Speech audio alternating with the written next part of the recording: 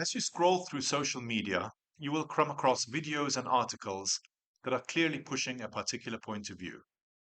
It's a fact of human psychology that we tend to believe videos or articles that support our own point of view, but are more skeptical of any media source that gives us an opposing point of view.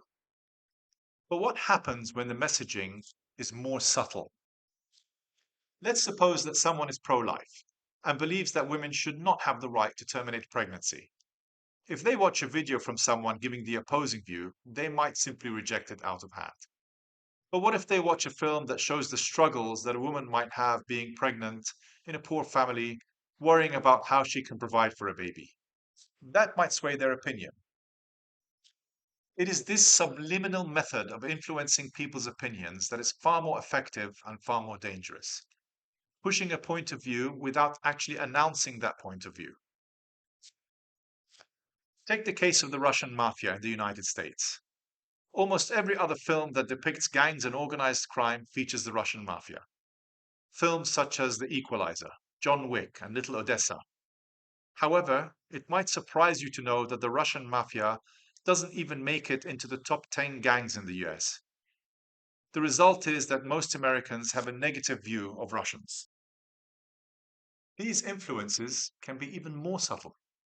To gain a better insight into how this is possible, I have made a study of a popular American comedy show. The Big Bang Theory ran for 12 seasons between 2007 and 2019. Each season had approximately 20 episodes, making a total of about 240 episodes. The show was immensely popular, winning numerous awards, and quite rightly so. It is extremely funny. It is well written and has a superb cast. The show follows a number of academics working at Caltech, the California Institute of Technology based in Pasadena. The main theme revolves around the pursuit of Penny, a wannabe actress who worked as a waitress in the Cheesecake Factory, by Leonard, an experimental physicist. Much of the comedy centers around the nerdish nature of the Caltech academics. Most people who watch the show would attest that it has no political or religious bias, and that in fact it makes fun of everyone. But there are underlying messages that come across that would influence viewers' opinions and beliefs without them realizing it. Throughout the 12 seasons of the show, 4 countries are referenced with a clear message about those countries. Let's look at how they are portrayed. That what that's for? In India, the lid just touches the cheese. Of course, we also have rampant poverty and periodic outbreaks of cholera, so a little cardboard in our cheese is no biggie. Wow, that's a lot of Girl Scout cookies. You know me, I'm from India. I can't resist children begging. So are you gonna give us a clue where we're headed? Okay, let's see. They've got spicy food, and there's a chance you'll get diarrhea. India. What's so funny? Raj is looking for a cheap place to live, and I wrote India. Hold on. I'm gonna drive like we do in India. Get out of the way, you syphilitic dogs! So, what's the message about India?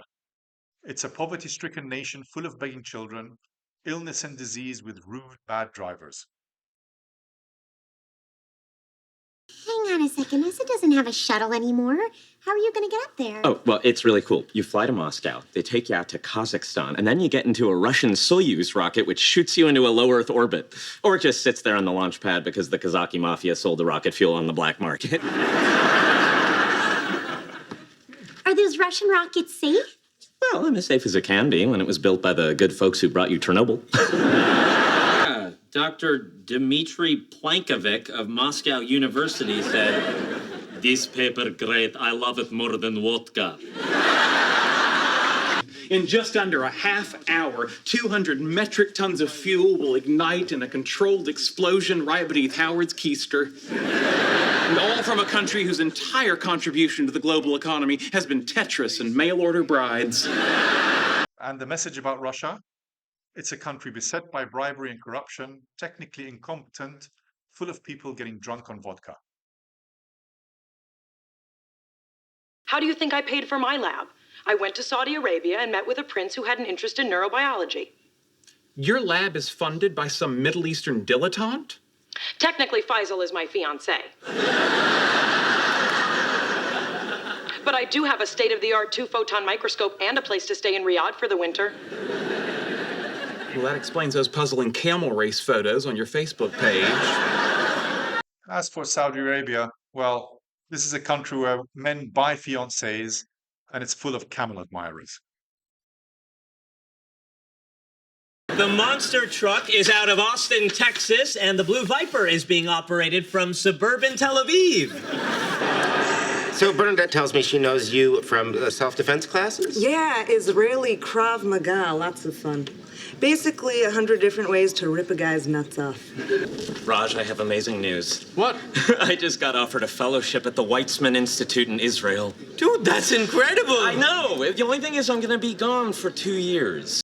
Israel, on the other hand, is a country that has universities to parallel Caltech, have produced an effective self-defense form of martial arts, and are technically competent. I will not spend any time refuting any of these stereotypes. I would hope that most people watching this video would not need to be convinced. But for the record, as of March 2024, 19 people have died in space-related accidents. 4 were Russian cosmonauts, and 15 were American or American-affiliated astronauts. No Soviet or Russian cosmonaut has died since 1971. Both directors of the show, Chuck Lorre and Bill Prady, are Jewish, and 3 of the 7 main actors are Jewish. Statistically, Jews make up 2.3% of the population in the United States. You can draw your own conclusions as to why there is such a disproportionate representation of Jews and Jewish jokes on the show and what effect it has. Just to be clear, all of these are outstanding in their field and deserve their roles. But perhaps a comedy sketch from the 2013 Oscars can best explain the point. And you know what's interesting? All those actors I just named are part Jewish. Oh, okay. What about you? You got a Berg on the end of your name. Are you Jewish? Am I Jewish? No, actually, I'm Catholic. Wrong answer. Try again. What? Look, you want to work in this town, or don't you? That's interesting, Mark, because I am Jewish. No, you're not. I am. I was born Theodore Shapiro, and I would like to donate money to Israel and continue to work in Hollywood forever. Thank you. I am Jewish.